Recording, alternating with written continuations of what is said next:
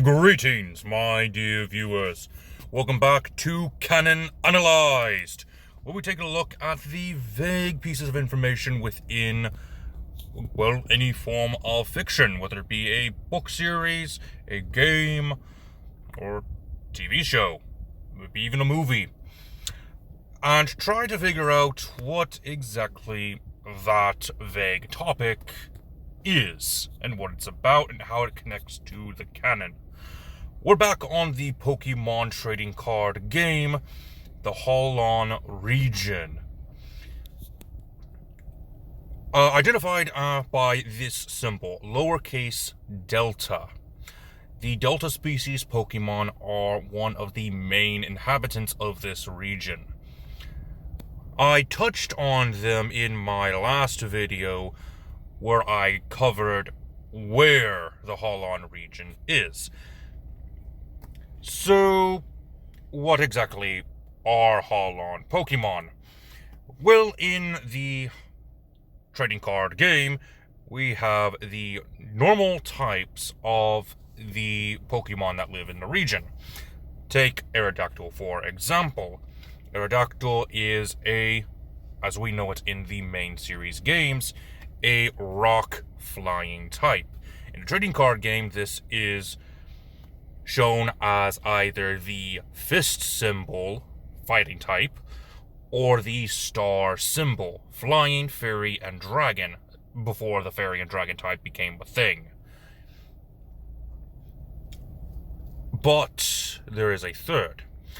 In the Holon region, we have the Delta species Pokemon, which have a different typing from their original variants, but still retain the weaknesses and resistances of those Pokemon, although they have this different alternate typing.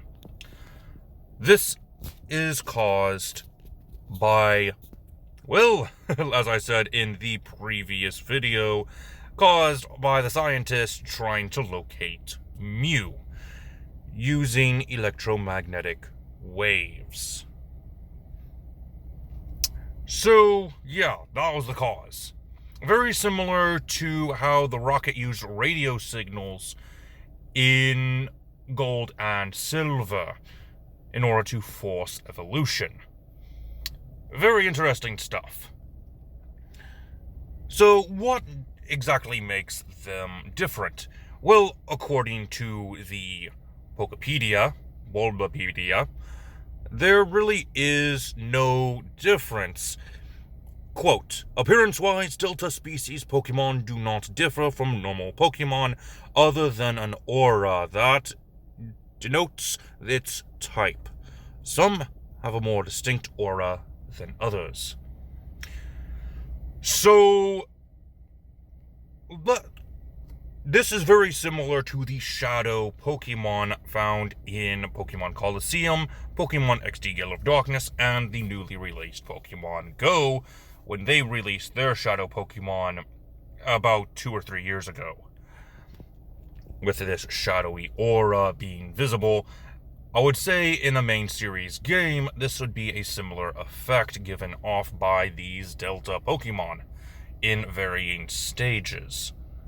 Probably a duller version of this aura for smaller Pokemon, and then a more powerful Pokemon would have a more dominant aura. Now, in the trading card game, the Pokemon's type affects the damage of the Pokemon's attack against opposing Pokemon's weaknesses and resistance, which makes sense when you think about it. With how the Delta species work, their typing is different on their card, even though they keep their weaknesses and resistances. That means that the aura of the Delta species Pokemon affects the type of the attacks and the moves it can learn, not its actual typing. This can be explained with the Delta species Charmeleon that I have here on screen, as it can learn the move Thunder Jolt, an electric type move, even though it is originally a fire type Pokemon.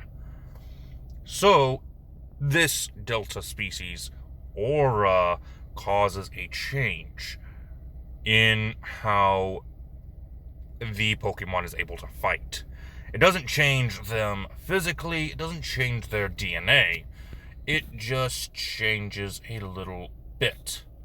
Which is why they use the lowercase delta instead of the uppercase delta when identifying a Delta species Pokemon.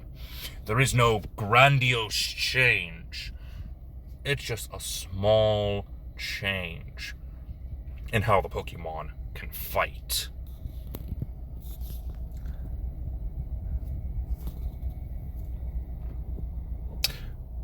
Just some side notes. In terms of card design, the Delta species have a coil design around their image border, and EvoBox Circle becomes a larger letter Delta sign. Basic Pokemon have an empty letter Delta sign. The designation of Delta species Pokemon does not affect the name of a Pokemon. Example, a normal Dragonite can evolve from a Delta species Dragonite and vice versa. If a card wishes to reference Delta species, it uses the text Pokemon that has Delta on its card. And this is important from the card games, as a normal Bagon, like I've said in the example for a Dragonite, can go into a Delta species Bagon water type, and that Shelgon can evolve into the Metal Fire Salamence. And a Carvanha Delta species fighting type can evolve into a water type normal Sharpedo.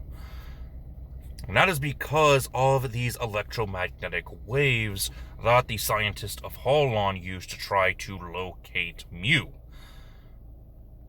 It doesn't affect them in a big way, just in a small way. Which is kind of interesting. Electromagnetic waves affecting an animal's DNA in a small way. Maybe Austin from The Science might know a little bit about this.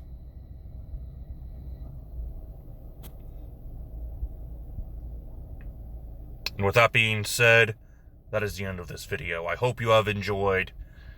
With that, this has been Drayhan, and I am offline.